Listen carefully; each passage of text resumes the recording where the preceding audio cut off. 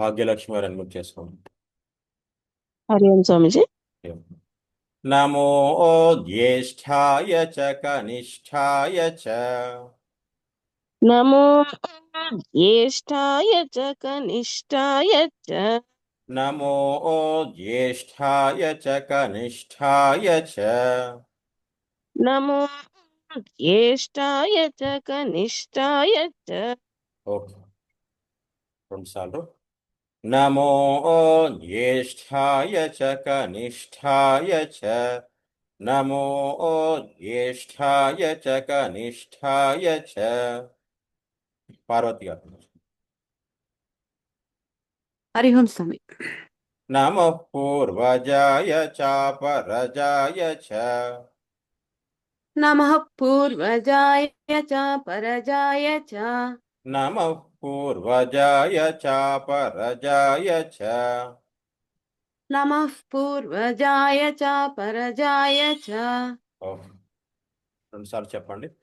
నమః పూర్వజాయ చాపరజాయ చ నమః పూర్వజాయ చాపరజాయ చ. అనురాధ గారు అన్ని చేసుకోండి.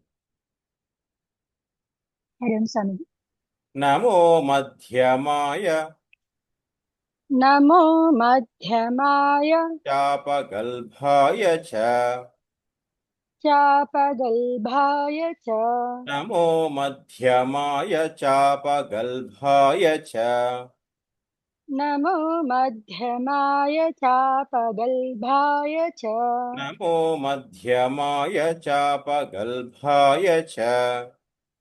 నమో మధ్యమాయ చాపగల్భాయ చ. ఓకే, మ్యూట్ చేసుకోండి. నాతో పాటు రెండుసార్లు చెప్పండి. నమో మధ్యమాయ చాపగల్భాయ చ నమో మధ్యమాయ చాపగల్భాయ చ. సురేష్ కనెక్ట్ దాలే అన్మ్యూట్ చేసుకో. అన్మ్యూట్ లో ఉన్నారా? ఓకే.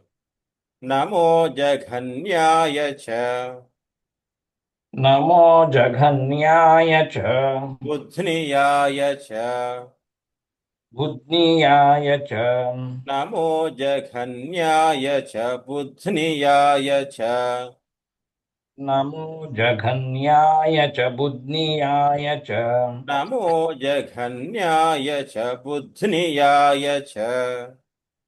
నమో జఘన్యాయ చ బుద్ధ్నియాయ చ. ఓకే, మ్యూట్ చేసుకోండి. రెండుసార్లు చెప్పండి. నమో జఘన్ మ్యూట్ చేసుకోండి చెప్పండి. నమో జఘన్యాయ చ బుద్ధ్నియాయ చ నమో జఘన్యాయ చ బుద్ధ్నియాయ చ. రైట్. సంధ్య గారు అన్మ్యూట్ చేసుకోండి.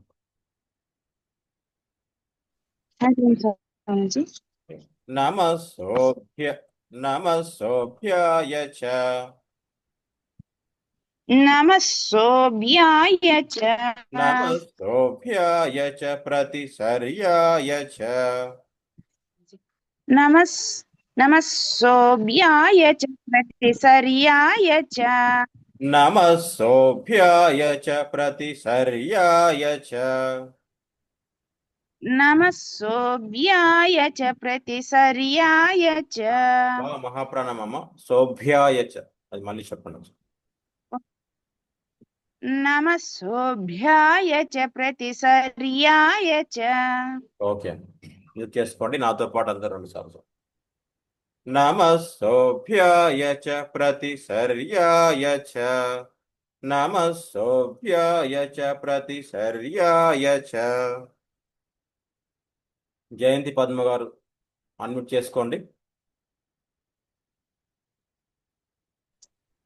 హరి ఓం గురుజీ. హరి ఓం.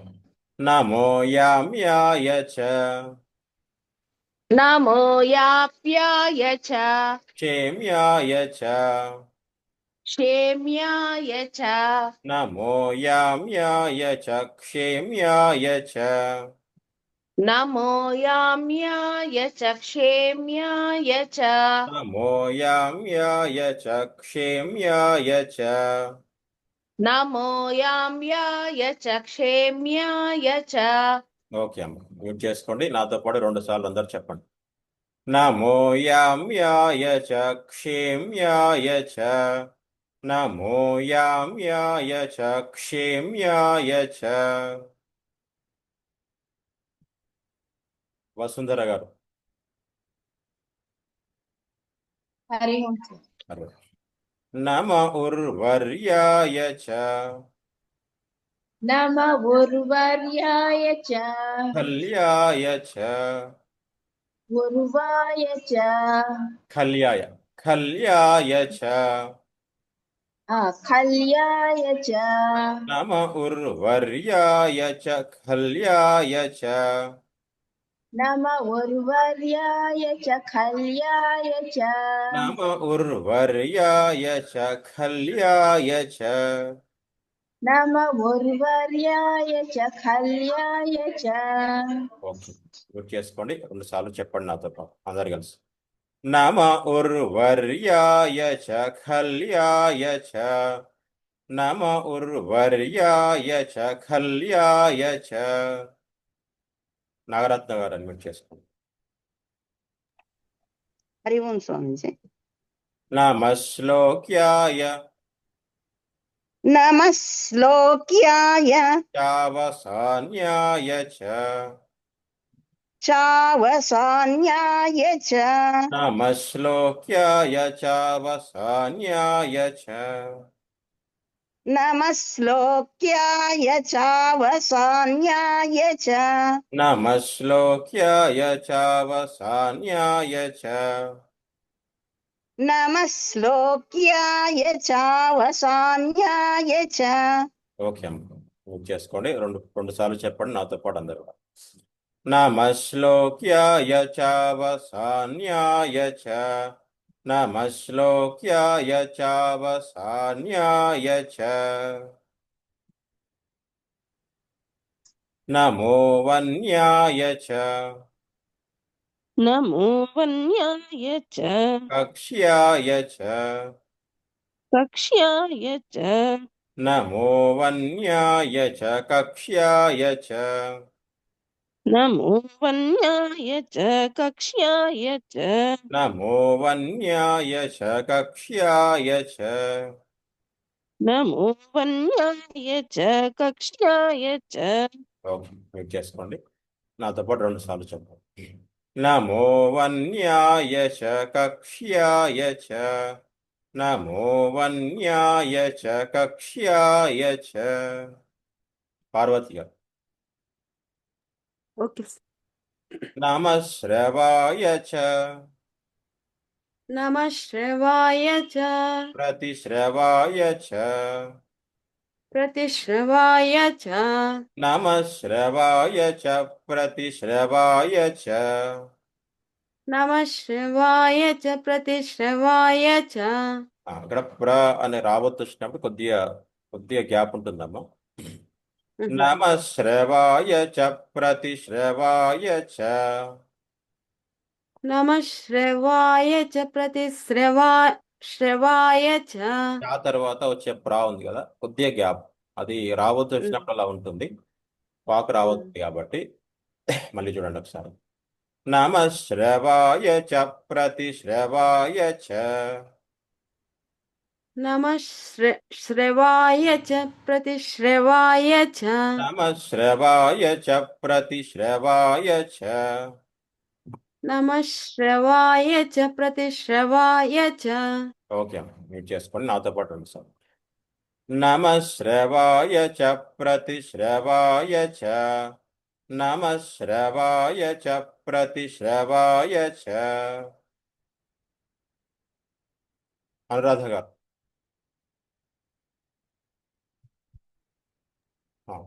నమ ఆశుషేనాయ నమ ఆశుషేణాయ ఆశురథాయ చ, చాశురథాయ చ.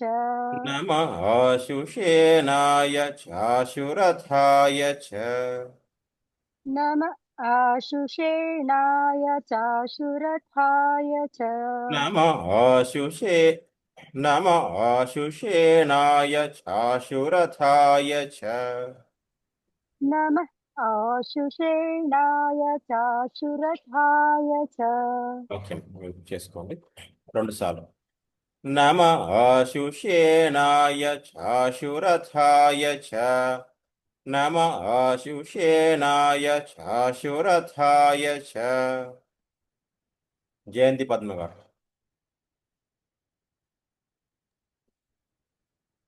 చెప్పండి గురు. నమ శూరాయ నమః శూరాయ చావభిందతే చ. చావబిందతే చ. భా మహాప్రణామమ మళ్ళీ చూడండి. ఆ, చావభిందతే చ. చావబిందతే చ. నమ శూరాయ చావభిందతే చ. నమః శూరాయ చావబిందతే చ. భా కొద్దిగా స్ట్రెస్ అవ్వాలి. భ, ఫి, ఆ, అది మళ్ళీ చెప్పండి. చావబిందతే చ. నమ శూరాయ చావభిందతే చ. నమః శూరాయ చావబిందతే చ. ఓకే, మ్యూట్ చేసుకోండి. నాతో పాటు రెండు సార్లు అందరు చెప్పండి. నమ శూరాయ చావభిందతే చ. నమ శూరాయ చావభిందతే చ. నమో వర్మిణే చ. నమో వర్మిణే చ వరుధినే చ. వరుతినే చ నమో వర్మిణే చ వరుధినే చ. నమో వర్మిణే చ వరుతినే చ నమో వర్మిణే చ వరుధినే చ. నమో వర్మిణే చ వరుతినే చ. ఓకే, మ్యూట్ చేసుకోండి. నాతో పాటు రెండు సార్లు అందరు. నమో వర్మిణే చ వరుధినే చ. నమో వర్మిణే చ వరుధినే చ. వసుంధర గారు.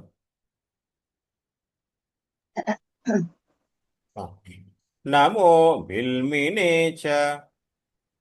నమో బిల్మినే చ. కవచినే చ. కవచినే చ. నమో బిల్మినే చ కవచినే చ. నమో బిల్మినే చ కవచినే చ. నమో బిల్మినే చ కవచినే చ. నమో బిల్మినే చ కవచినే చ. అందరు రెండు సార్లు మ్యూట్ చేసుకోండి మీరు. నమో బిల్మినే చ కవచినే చ. నమో బిల్మినే చ కవచినే చ. సురేష్ గారు.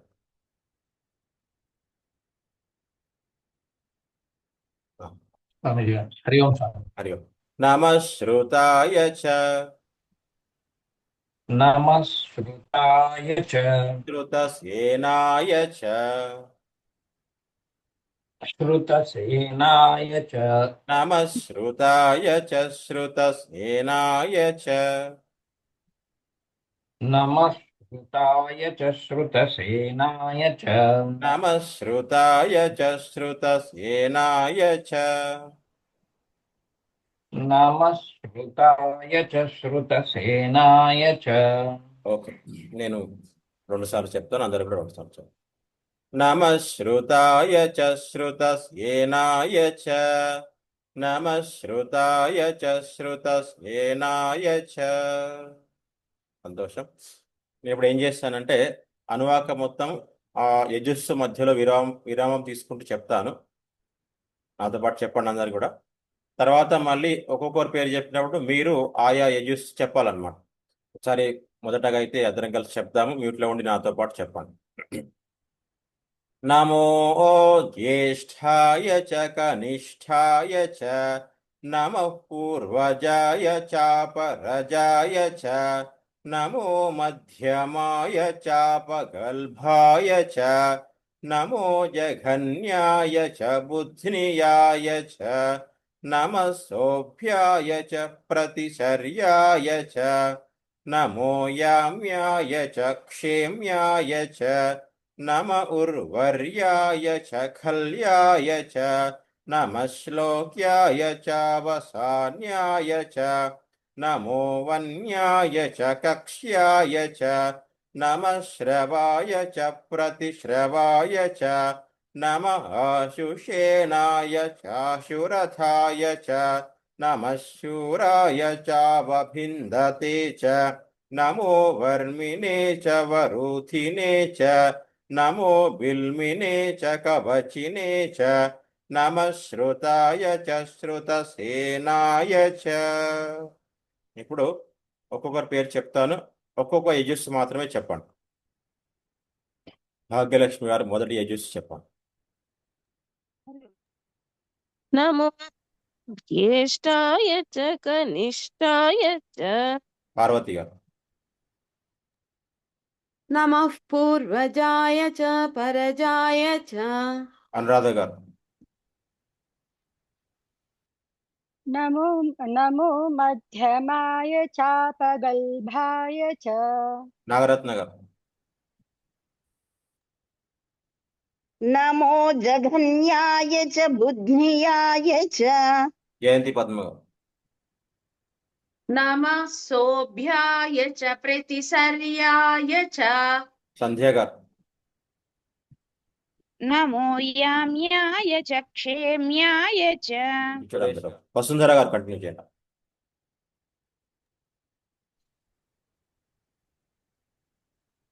ఎక్కడ ఉంది? నమ ఉర్వర్యాయ. నమ ఊర్వర్యాయ చ ఖల్యాయ చ అది అయిపోయింది కదా, మళ్ళీ ఫస్ట్ కొంచెం. భాగ్యలక్ష్మి గారు. నమ శ్లోక్యాయ చ వసాన్యాయ చ నాగరత్న గారు. నమో వన్యాయ చ కక్ష్యాయ చ సంధ్య గారు. నమ శ్రవాయ చ ప్రతిశ్రవాయ చ పార్వతి గారు. నమ ఆశుషేణాయ చాశురథాయ చ వసుంధర గారు. వసుంధర గారు అన్మ్యూట్ చేసుకోండి. నమ శూరాయ చాభిందతే చ చావ భిందతే చ. మళ్ళీ చెప్పండి. చావభిందతే చ మళ్ళీ ఆ యజస్సు చెప్పండి. నమ శూరాయ చావభిందతే చ జయంతి పద్మ గారు. నమో వర్మిణే చ వరుధినే చ నాగరత్న గారు.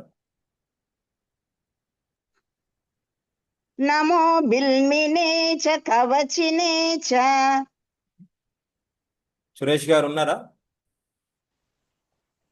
నమ శ్రుతాయ చ శ్రుతసేనాయ చ సంతోషం. దీంతో అందరి అభ్యాసం, షష్టమానువాకం అభ్యాసం పూర్తయినట్టు. తర్వాత మీరు అభ్యాసం చేయండి. తర్వాత క్లాస్ ముందు అయినా సరే, క్లాస్ తర్వాత అయినా సరే అభ్యాసం చేస్తే అది ఇంకా స్పష్టంగా వచ్చే అవకాశం ఉంటుంది.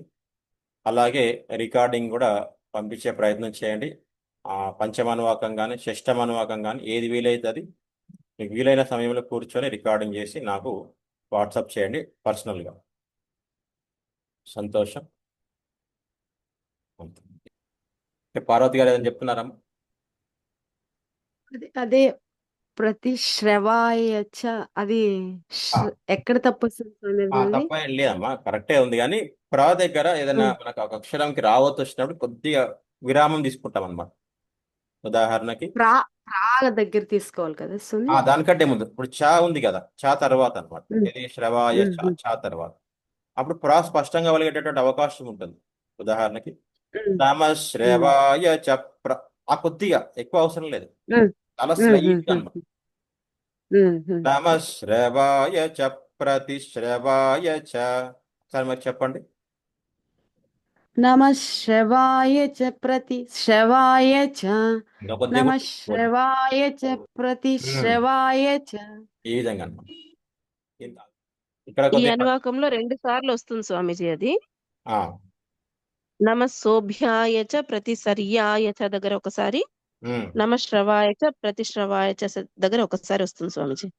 ఇంకా కూడా నమ శ్రుతాయ చ శృత సేనాయ చివర్లో కూడా కనిపిస్తావు.